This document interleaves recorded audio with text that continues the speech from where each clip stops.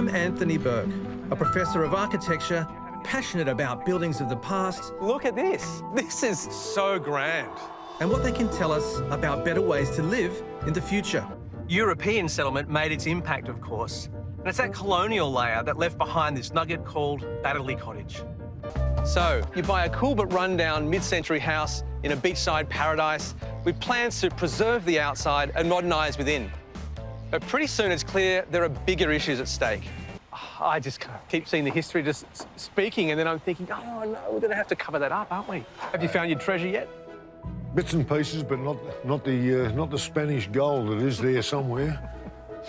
Because that's how you're paying for this place, isn't it? You're going to find that gold? Yeah. It's not the greatest fiscal planning, but yes. Yeah, right.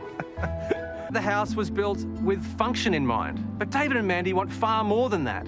They want a comfortable, modern family home. So how true to the original history can it really be? Second, look at this. Look how thick this is here. This is obviously the original depth of the stone, right? And look how low. Yeah, low height. This is very old, this part of the building. Fantastic.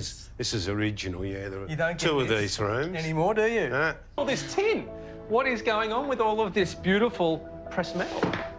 I've never seen so much of this in one room before. This kind of pressed metal, this is, brought out from the UK because it was easy to ship, it was flat packed, and it was a material you couldn't have got in Australia at this time. So I'm really keen to see if they've managed to hold on to the original features that they love, or if, as is so often the case with restoration, they've been forced to make some compromises.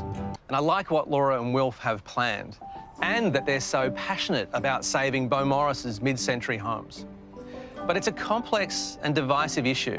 They're not only walking the fine line between preserving their own house while modernising it, they're also holding up their project as an example of the ongoing value and relevance of mid-century design. No pressure then. This is an extraordinary outcome for a great project in its own right, but a project where your ambitions were always about creating an example to share with the community about why these buildings are so important.